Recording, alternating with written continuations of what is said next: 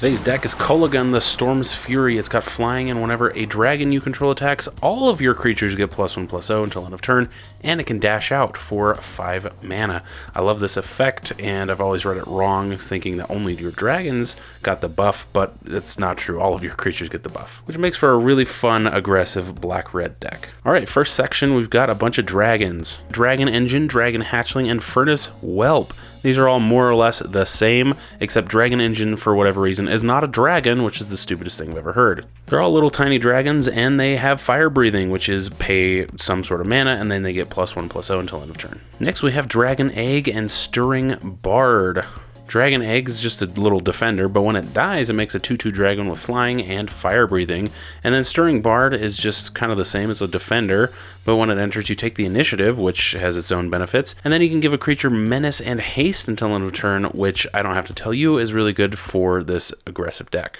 Next, we have Black Dragon and Red Dragon from the D&D set. These two are just 4/4s in the air, but when they enter, they do some sort of benefit thing that helps you and your dragons. And then we have Shivan Devastator. Boy, oh boy, this is a great card. It's just a big Hydra dragon with flying and haste, and enters with X counters on it, and that's just amazing. Scourge of Valkus and Thunderbreak Regent both enter and deal some sort of damage to some sort of other things, and Scourge of Valkus also has fire breathing. Invasion of Tarkir does some damage, but then when it flips, it becomes a 4/4 flying trample dragon, and whenever a dragon you control attacks, it deals 2 damage to any target. So that's pretty awesome. Immersturm Predator, Skargan Hellkite, and Terror of the Peaks. They're all pretty decently sized dragons, and they're all pretty aggressive, and they all have their different benefits. I'm not going to go over them all right now, but you can see where I'm going with this. Lathless Dragon Queen, of course. Whenever another non-token dragon enters, you make another dragon, and then you can give all your dragons fire breathing for the turn with her ability. Bladewing the Risen, Bladewing Deathless Tyrant, and Swift Warkite are all kind of utility dragons. They do various things, but they all do really cool things late game, so I kind of just like to keep them in here. Alright, part 2, we've got some of our dragon helpers, I guess. Minion of the Mighty is just a little guy, and whenever you attack with total power 6 or greater, you can just put a dragon from your hand on the battlefield tapped and attacking. Dang. Garna, Bloodfist of Keld, says whenever another creature you control dies, you draw a card if it was attacking. So this will definitely just help you draw cards as your dragons die, because we're going to be just attacking and attacking and attacking.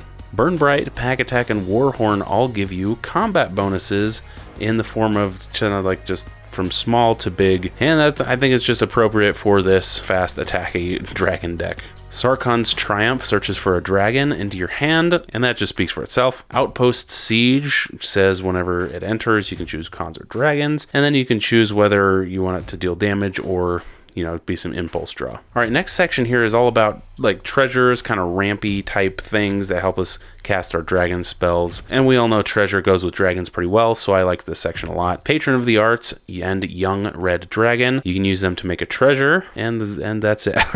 Gadrak the Crown Scourge, Ganax Astral Hunter, and Rapacious Dragon each make treasures in their own way. Gadrak probably the best, because at the beginning of your end step you create a treasure for each non-token creature that died, so that's recurable. But the other two also have their benefits. Deadly Dispute and Pirate's Pillage each kind of have a small downside, but then you draw cards and make treasures. Guild Artesian and Reign of Riches, both of these, of course, make treasures, but this time they're enchantments. Reign of Riches also has the benefit of giving the first spell you cast each turn with mana spent from a treasure to give it Cascade. It's pretty cool. All right, next section is removal. We're going to have Terminate in here because, you know, why not? It's a red-black deck. Raise to the Ground and Red Sun's Twilight both destroy artifacts in their own ways, and Raise to the Ground draws a card if you destroy somebody's soul ring. Crux of Fate and Deathbringer Regent both destroy all creatures in some form. This next section is all about recurring dragons from the graveyard to the battlefield or to our hand. And first off is Dutiful Attendant. Of course,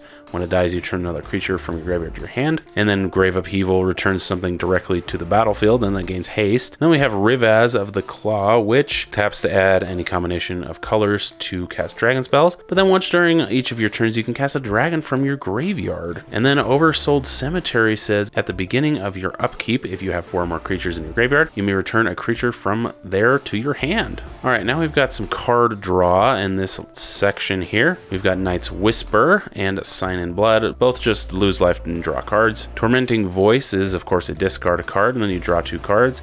I realize this isn't strictly card advantage, but I feel like it's got some benefits. Plus, the art is very appropriate. Infernal Scarring makes it so that if our creature dies, we can just draw a card when it dies, so that's pretty fun. Blazing Crescendo and Ren's Resolve both give us some impulse draw, and Blazing Crescendo also acts as a combat buff. Dragon's Horde and Dross Skullbomb both draw cards in various ways again, and you just remove counters from the Horde to draw cards, and then Dross Skullbomb sacrifices to either return a card to hand and draw a card, or just draw a card. And it's got lots of snotty boogers. Alright, now we've got some dragon cost reducers, or, I don't know, pseudo mana ramp in a way, you know, I don't know how to describe it. First, we got Dragon Lord Servant and Dragon Speaker Shaman, both make our dragons cost less. Cloud Key and Ruby Medallion make our spells cost less, of course. Carnelian Orb of Dragonkind and Orb of Dragonkind both tap to add mana for dragon spells. Arcane Signet, Chromatic Lantern, both of these give us the ability to have more mana. Ominous Parcel, Traveler's Amulet, and Wayfarer's Bauble are all kind of more budget-friendly, mana kind of ramp-ish type things in black and red. And then we've got Solemn Simulacrum, which I don't need to tell you is pretty good.